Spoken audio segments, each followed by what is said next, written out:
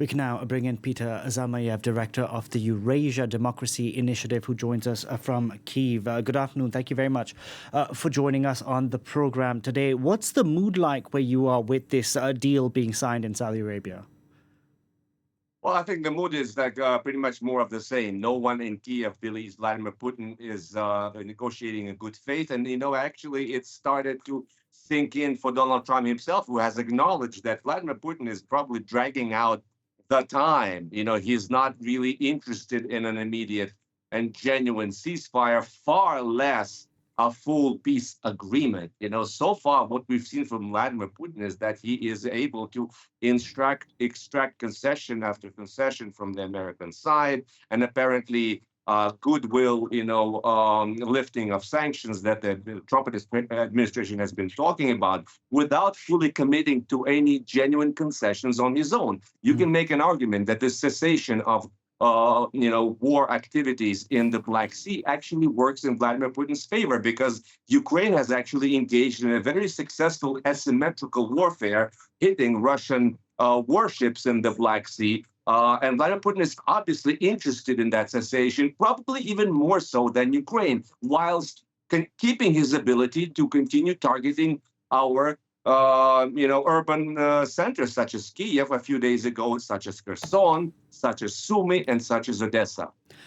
Peter, it seems that the Trump administration is in a rush to end the war in Ukraine. I mean, Donald Trump wanted to do it in 24 hours. That, of course, didn't happen. But the question is, the question that the Ukrainians are asking, that the Europeans are asking, is on what terms does this war end? It seems that an idea that's been floated by the British and the French of this coalition of the willing to oversee whatever ceasefire does take place isn't going down well in Washington. We had Steve Witkoff just a couple of days ago who called it posture and pose from the Europeans. Well, Stephen Witkoff, after that mission and to Moscow and after his interview to Tucker Carlson, I start to wonder whether he is the envoy for Donald Trump or if he's the envoy for Vladimir Putin. He has repeated word for word, Kremlin's wish list, and now he's denigrating Europe's potential involvement. But fair enough, I would have to say that Europe still hasn't gotten its act together when it comes to Ukraine. It's talked the talk, but it hasn't walked the walk. We keep hearing about these peacekeepers, hundreds of thousands of which will be needed, but who will pay for that? And it's being reported that there's a fracturing kind of unity on that score with Europe, with Viktor Orban of Hungary continuing to, play the spoiler. Who is going to pony up the funds if they haven't even made a decision what to do with the $300 billion of Russian frozen money? That would be perfect. That would be a perfect solution for this. But they haven't made up their mind on that. So we're very skeptical that Europe will be finally able to put their money where their mouth is in time where it would need, help Ukraine. Peter, I'm glad you watched Steve Witkoff's interview with Tucker Carlson because he floated an interesting idea. He said something about giving Ukraine Article 5 protections without including Ukraine as a member of NATO. Would that be something that Ukraine is willing to accept?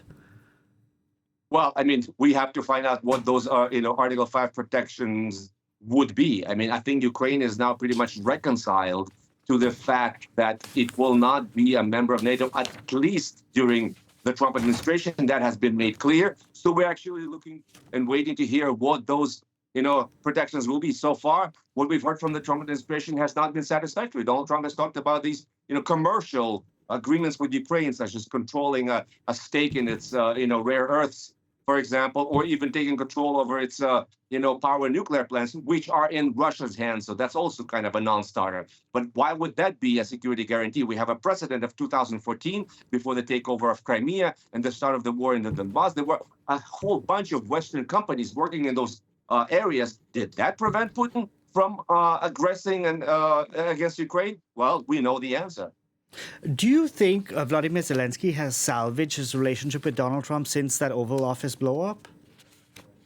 Well, I believe it was a kind of a trap that he walked into. It's not a matter of salvaging any relationship. I think it's just a matter of Donald Trump extracting this kind of profuse expressions of gratitude from each and every leader. It's probably not even anything personal against Ukraine. I think that Ukraine will continue to face balls in its court, because it seems like Donald Trump seems to be kind of I think inclined more towards Russia's point of view than Ukraine's point of view. So unfortunately, that's just a reality we have to deal with. Peter, because since that meeting which took place in the White House, it seems we have Europe and the United States doing their own things with how to solve this war in Ukraine. We have Ukraine that signed on to the ceasefire agreement yesterday, but today we're going to have Volodymyr Zelensky in Paris. He's going to be meeting with the French president for dinner. Then tomorrow, Paris is hosting talks on the war in Ukraine. Has Kyiv done enough to bridge the gap, or should the Europeans do more to get Washington or to get a seat at the table, which they've tried unsuccessfully to do up until now? That's a very good question. I think that Kyiv views Europe as sort of the last stronghold once, and if Donald Trump finally decides to just let Ukraine get flushed down the toilet. I'm sorry for that sort of analogy, but it seems to me that, it's a very realistic scenario that Donald Trump will simply just walk away saying, well, we've tried, and, both sides, Russia and U.S., may blame Ukraine for sabotaging peace talks, and then it will have to be Europe who will have to step in. We've, heard it times and again, and in these leaked talks, about the plans to bomb the Houthis in Yemen. I mean, we heard J.D. Vance talk disparagingly about Europe and how they have to bear the burden for a lot of these crises. And so that's been the major talking point of the Trump administration. So that is why that explains this outreach. It will sooner or later have to be Europe who will have to step in, because once again, imagine the scenario Ukraine, loses this war. We're talking about many more millions of refugees spilling over the borders to Poland and further across to Germany and France and so on. Peter, the language has changed out of the White House, of course, since Donald Trump has come to power. We had Joe Biden, who said that this war would end on Ukraine's terms. Now we have... it's a lot more stark what's being said from the likes of Steve Witkoff, J.D. Vance, what have you. Ceding territory isn't going to be an easy sell for the Ukrainian president.